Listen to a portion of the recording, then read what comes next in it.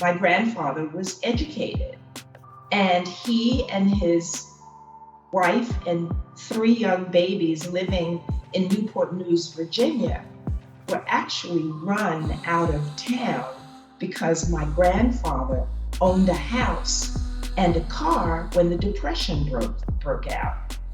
So the white people in Newport News, Virginia felt that he was occupying a property and a job that should have belonged to a white man.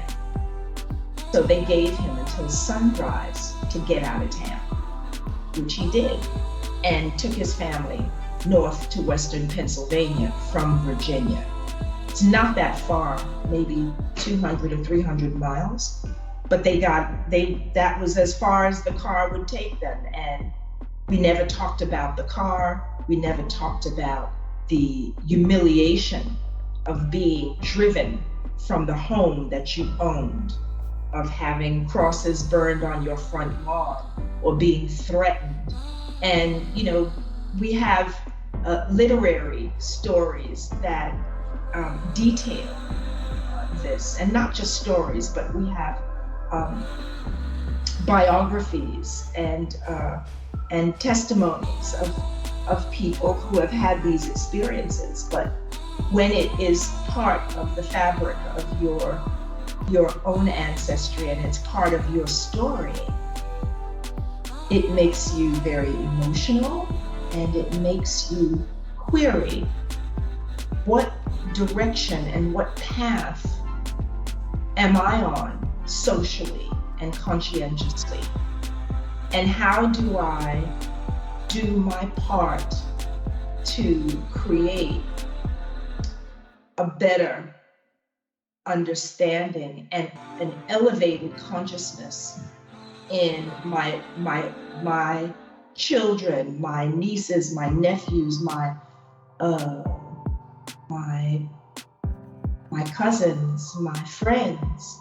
How do we take these stories and build a conscientiousness that redirects us back to our humanity and back to nature, back to the way nature intended us to behave with her, with nature, with the planet, but also as human beings with each other. We are the only species that kills for sport. Every other sentient being on the planet only kills to eat.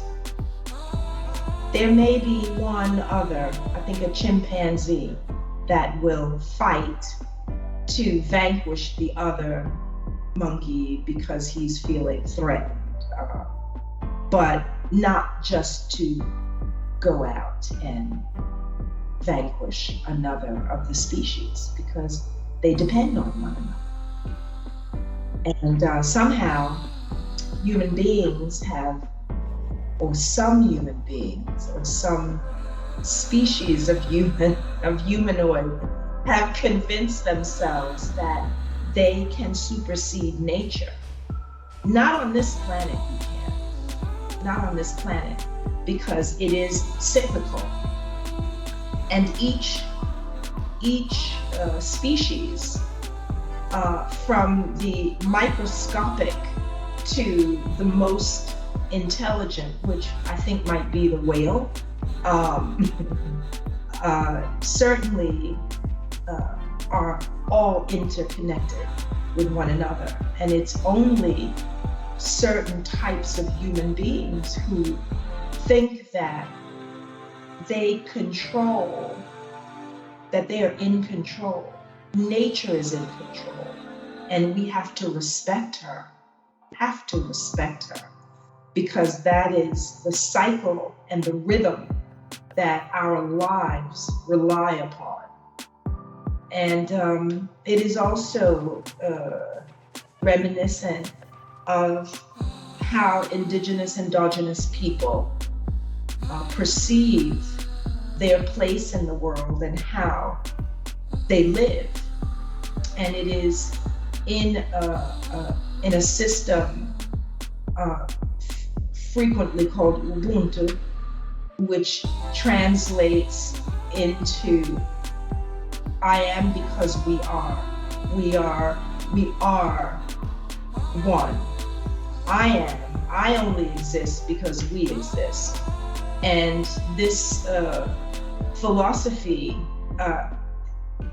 flies in the face of individualism. The nuclear family is a joke. It's a joke.